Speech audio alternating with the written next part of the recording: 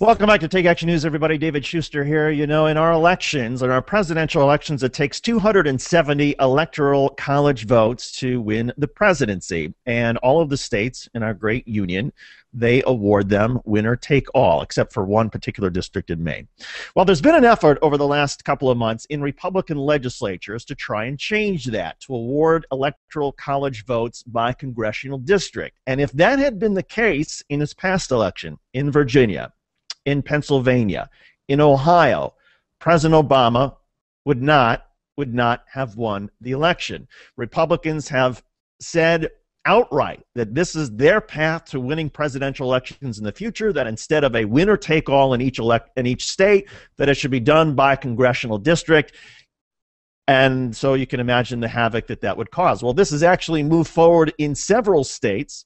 There have been efforts in Pennsylvania. There have been some discussions about it in Michigan and Ohio. And there was also an effort in Virginia. And joining us now to talk about that is David Toscano. He's the Democratic leader of the Virginia House of Delegates for the 57th district, which represents Charlottesville and Albemarle. David, thanks for being part of the program. It's great to be with you. Thanks. So where does this stand now in Virginia? I know that there was some support that was eroding on the Republican side for this. What's going on with this particular Virginia bill? Well, you know, this is part of the National Republican playbook designed to win by legislative action what they can't win at the ballot box. If you can't win by one set of rules, well, let's just change the rules. It's happening in Virginia.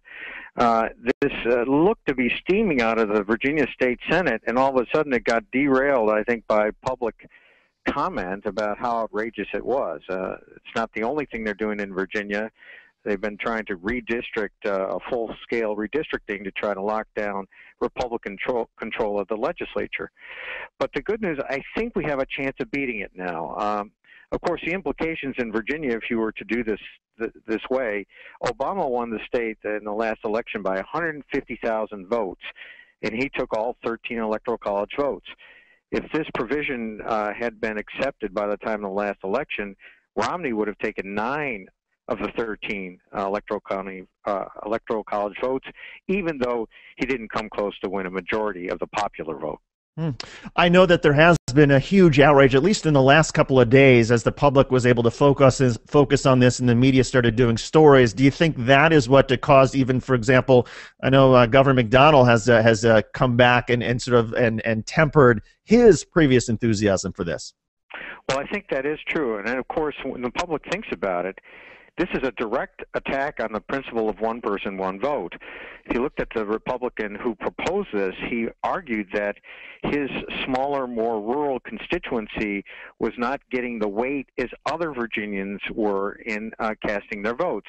He was saying the smaller rural areas should have more weight than the densely populated areas. It's clear that one person, one vote principle would go out the window with that. You know, you'd have rural areas controlling the entire state. And that's, I think, a little bit of a problem for more than several Republicans, and certainly for a lot of Democrats.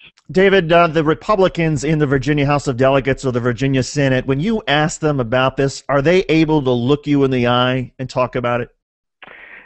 Well, you know, it's very difficult for them to talk about that. And, of course, they just went on a big power grab just last week as well, where they redistricted every single Senate district and moved some 2.7 million persons of voting age in Virginia to new Senate districts overnight with no public comment and no public process.